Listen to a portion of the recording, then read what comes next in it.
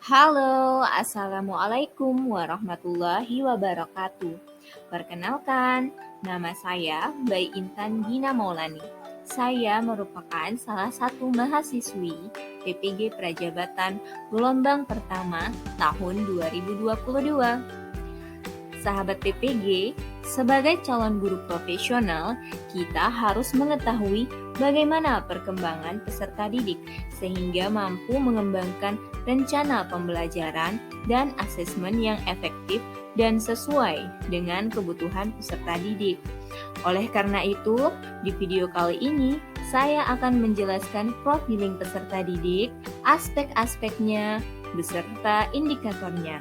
Mari kita mulai. Karakteristik peserta didik yang akan diobservasi meliputi beberapa aspek, mulai dari etnik, kultural, status sosial, minat, gaya belajar, kemampuan awal, fisiologis, kognitif, sosial, emosional, moral, dan motivasi. Manfaat observasi karakteristik peserta didik yaitu hasil observasi ini dapat digunakan sebagai bahan pertimbangan bagi guru dalam menentukan pendekatan, model, media, materi, serta asesmen yang digunakan dalam menyusun rancangan kegiatan pembelajaran dan asesmen yang efektif. Observasi karakteristik peserta didik yang pertama dapat dilihat dari aspek etnik. Peserta didik dalam satu kelas dapat memiliki beberapa etnik yang berbeda. Data tentang keberagaman etnis di kelas dapat menjadi informasi yang sangat berharga bagi pendidik dalam menyelenggarakan proses pembelajaran. Beberapa indikator yang dapat digunakan oleh guru dalam mengobservasi karakteristik etnik peserta didik antara lain, peserta didik dapat membedakan suku pribadi dengan suku teman yang berbeda. Yang kedua, peserta didik dapat menghargai suku temannya. Hasil observasi ini juga dapat dilengkapi dengan mewawancarai peserta didik tentang suku bangsa yang mereka miliki, sehingga guru memiliki informasi tambahan tentang beragam etnis yang terdapat di kelas. Aspek selanjutnya yaitu karakteristik kultural. Budaya kultural akan berdampak pada kebiasaan peserta didik dan gaya belajar setiap peserta didik. Guru harus dapat mengidentifikasi budaya daerah yang hadir di kelas sehingga dapat menciptakan proses pembelajaran yang lebih mudah diserap oleh peserta didik karena relevan dengan budayanya sehari-hari. Implikasi dari aspek kultural ini adalah proses pembelajaran dapat menerapkan pendidikan multikultural. Adapun indikator dalam mengobservasi karakteristik kultural antara lain, yang pertama, peserta didik memahami budaya mereka masing-masing. Yang kedua, peserta didik dapat membedakan budaya yang beragam, seperti kesenian, kepercayaan, norma, kebiasaan, dan adat istiadat. Selain itu, guru juga dapat melengkapi hasil observasi dengan mewawancarai peserta didik tentang budaya yang hadir di kelas mereka. Aspek selanjutnya yaitu status sosial. Peserta didik dengan bervariasi status ekonomi dan sosialnya menyatu untuk saling berinteraksi dan saling melakukan proses pembelajaran. Perbedaan ini hendaknya tidak menjadi penghambat dalam melakukan proses pembelajaran.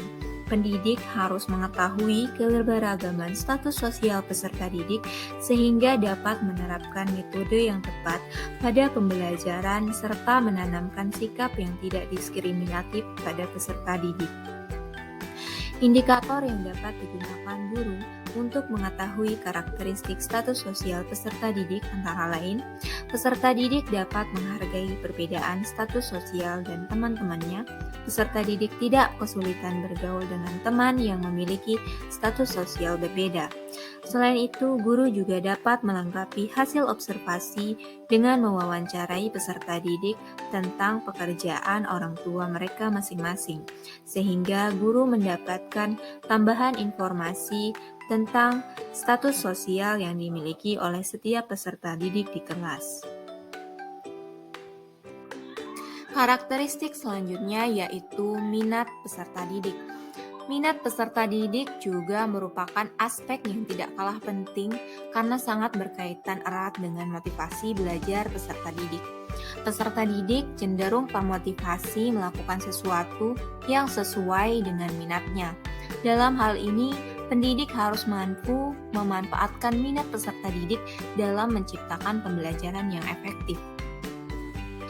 Beberapa indikator yang dapat digunakan guru dalam mengobservasi karakteristik minat peserta didik antara lain: pertama, peserta didik menyadari minat yang dimilikinya. Selanjutnya, peserta didik menyadari bakat yang dimilikinya. Peserta didik memiliki hobi yang sedang digeluti. Peserta didik memiliki semangat untuk mengembangkan bakatnya. Peserta didik dapat mengidentifikasi manfaat dan fungsi mata pelajaran biologi. Peserta didik senang belajar biologi. Peserta didik memperhatikan saat proses pembelajaran biologi. Peserta didik tertarik belajar biologi. Dan peserta didik mengerjakan tugas biologi tepat waktu. Selanjutnya ada karakteristik fisiologis. Pertumbuhan fisik juga mempengaruhi perubahan perilaku individu. Perkembangan fisiologis dibedakan menjadi 4 masa, yaitu perkembangan fisiologis masa bayi, masa kanak-kanak, masa remaja, dan masa dewasa. Pada observasi ini, yang menjadi fokus observasi adalah perkembangan fisiologis masa remaja. Indikator perkembangan fisiologis peserta didik antara lain sebagai berikut. Peserta didik tidak memiliki gangguan pada anggota tubuh. Peserta didik memiliki perubahan ukuran tubuh seperti tinggi dan berat badan. Kemudian peserta didik terlihat lincah saat beraktivitas. Peserta didik mengalami perubahan suara menjadi halus atau berat. Dan peserta didik sudah memiliki perubahan bentuk tubuh usia pubertas yang biasanya ditandai dengan sudah mengalami menstruasi atau mimpi basah. Aspek selanjutnya yaitu aspek kognitif. Setiap tahapan perkembangan memiliki pendekatan yang berbeda dengan tahapan usia yang lain. Menurut Piaget, terdapat 4 tahap perkembangan kognitif. Yang pertama adalah tahap sensori motorik, yaitu sejak anak lahir hingga berusia 2 tahun. Selanjutnya yaitu tahap pra-operasional, yaitu ketika anak berusia 2 hingga 7 tahun. Kemudian selanjutnya adalah tahap operasional konkret, yaitu ketika anak berusia 7 hingga 11 tahun. Dan yang terakhir adalah tahap operasional formal, yaitu ketika anak berusia 11 hingga 15 tahun. Selanjutnya, indikator yang dapat digunakan oleh guru untuk mengetahui karakteristik kognitif peserta didik yaitu peserta didik tidak mengalami kesulitan ketika mengerjakan tugas yang diberikan oleh guru. Peserta didik mampu berpikir logis mengenai materi yang diajarkan. Peserta didik memiliki rasa ingin tahu yang tinggi. Peserta didik mampu menganalisis permasalahan di lingkungan sekitar yang berkaitan dengan materi pembelajaran. Kemudian peserta didik mampu mengaitkan topik pembelajaran dengan pembelajaran sebelumnya. Peserta didik banyak bertanya untuk mengumpulkan informasi. Peserta didik mampu mengkonstruksi pengetahuannya sendiri. Peserta didik mampu berpikir kritis, dan peserta didik mampu berpikir solutif. Aspek selanjutnya yang perlu diobservasi oleh guru yaitu kemampuan awal peserta didik. Pendidik harus memastikan beberapa konsep dasar, terutama yang menjadi prasyarat untuk topik yang akan dibahas, telah dipahami terlebih dahulu oleh peserta didik hingga pembelajaran dapat berjalan dengan efektif. Indikator yang dapat digunakan oleh guru untuk mengobservasi karakteristik kemampuan awal peserta didik antara lain, peserta didik memiliki pemahaman tentang materi prasyarat topik yang akan dibahas. Peserta didik mengetahui informasi tentang topik yang akan dibahas. Peserta didik telah membaca topik yang akan dibahas sebelum memulai kegiatan pembelajaran. Karakteristik selanjutnya yaitu gaya belajar peserta didik. Gaya belajar dapat dikelompokkan menjadi 4, yaitu visual, auditory, kinestetik, serta reading and writing. Gaya belajar yang beragam dapat berpengaruh dalam penentuan kegiatan pembelajaran yang akan disusun oleh guru. Dalam hal ini, indikator observasi yang dapat digunakan oleh guru untuk mengetahui karakteristik gaya belajar peserta didik antara lain, peserta didik senang mengamati dan mencari informasi dengan media gambar. Peserta didik lebih memahami konsep pembelajaran dengan media video. Kemudian peserta didik senang mendengarkan penjelasan guru atau teman. Peserta didik senang dan lebih mudah memahami konsep dengan melakukan praktik atau percobaan. Peserta didik senang mencatat materi pelajaran. Peserta didik senang mendengarkan podcast. Dan peserta didik senang belajar di alam sekitar. Melalui indikator tersebut, guru dapat mengidentifikasi peserta didik dengan beragam gaya belajar. Aspek selanjutnya yaitu aspek emosional. Suasana emosi yang positif atau menyenangkan atau yang tidak menyenangkan membawa pengaruh pada cara kerja struktur otak manusia dan akan berpengaruh pula pada proses dan hasil belajar.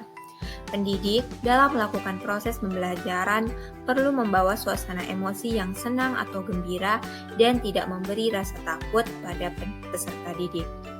Indikator perkembangan emosional yang dapat digunakan oleh guru dalam mengobservasi karakteristik peserta didik antara lain peserta didik mampu mengungkapkan kesulitannya pada guru, peserta didik mampu bersikap tenang dengan tidak berteriak, memukul meja, atau berbicara kasar dalam proses pembelajaran, peserta didik mampu mengajukan pertanyaan dan pendapat dengan berani, peserta didik dapat menerima kritik dan saran dari teman atau guru, peserta didik memiliki cita-cita yang ingin dicapai di masa depan, peserta didik dapat membayangkan rencana kehidupannya di masa depan, peserta didik senang mencoba hal-hal baru, serta peserta didik mulai mengalami kegelisahan dalam hidupnya.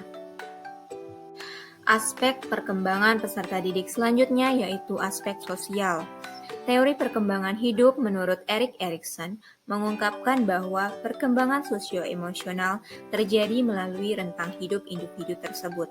Ada 8 rentang hidup Erikson antara lain trust and distrust, autonomy versus shame and doubt, kemudian initiative versus guilt, industry versus inferiority, identity versus role confusion, generativity versus stagnation, dan integrity versus desperate. Indikator yang dapat digunakan guru dalam mengobservasi karakteristik sosial peserta didik antara lain peserta didik tidak menyendiri ketika waktu istirahat, peserta didik tidak berdiam diri saat diskusi di kelas, peserta didik mudah bergaul dengan teman sebaya, peserta didik mampu bekerja sama dengan baik dalam belajar kelompok, peserta didik bersungguh-sungguh dalam mengerjakan tugas kelompok, peserta didik mampu bersikap adil dan bijaksana saat membagi tugas dalam kelompok, dan peserta didik memiliki kelompok bermain favorit. Aspek selanjutnya yaitu aspek moral. Pembelajaran tidak hanya bertujuan untuk menyampaikan konten materi, namun juga harus dapat mempersiapkan peserta didik menghadapi tuntutan moral di masyarakat. Setiap masyarakat memiliki moralitas dan nilai-nilai yang menjadi kebiasaan dan menjadi tolok ukur benar salah, baik buruk, wajar dan tidak wajar perilaku seseorang.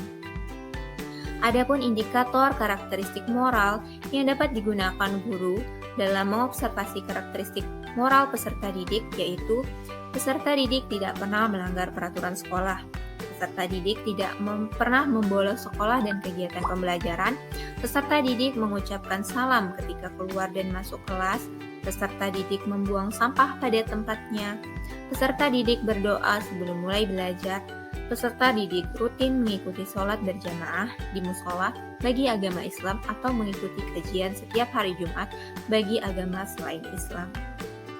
Karakteristik yang terakhir yaitu motivasi peserta didik. Motivasi kadang timbul dari dalam diri individu itu sendiri atau yang sering disebut dengan motivasi intrinsik.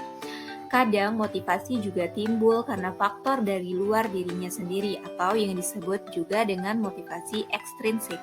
Motivasi yang tinggi dari peserta didik dapat menggiatkan aktivitas belajarnya. Indikator yang dapat digunakan oleh guru untuk mengetahui karakteristik motivasi peserta didik antara lain, peserta didik bersemangat mengikuti kegiatan pembelajaran. Peserta didik terlibat aktif dalam proses pembelajaran. Peserta didik tidak mengantuk saat proses pembelajaran.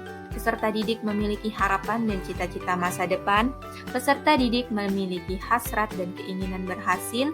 Peserta didik menunjukkan adanya dorongan dan kebutuhan belajar, serta peserta didik mampu menjadikan penghargaan yang diberikan sebagai motivasi dalam belajar. Observasi dilakukan dengan memberikan skor 1 pada perilaku yang tampak dan skor 0 pada perilaku yang tidak tampak. Rumus untuk menentukan nilai masing-masing individu yaitu N sama dengan R per SM kali 100. N yaitu nilai yang dicari atau yang diharapkan, kemudian R merupakan skor yang diperoleh, SM merupakan skor maksimal, kemudian 100 adalah bilangan tetap. Rentang skor per jenjangan kategori perkembangan peserta didik dapat diamati melalui tabel berikut. Skor 90 ke atas menunjukkan bahwa perkembangan peserta didik sangat baik. Adapun skor 79 sampai 89 menunjukkan bahwa kategori perkembangan peserta didik baik. Kemudian skor 66 sampai 78 menunjukkan kategori yang cukup. Kemudian 65 ke bawah menunjukkan kategori perkembangan peserta didik yang kurang. Sekian video presentasi yang saya dapat sampaikan pada kesempatan kali ini. Terima kasih pada penonton yang sudah menyempatkan waktu untuk menonton video presentasi saya. Semoga video presentasi ini dapat bermanfaat bagi penonton semua. Assalamualaikum warahmatullahi wabarakatuh.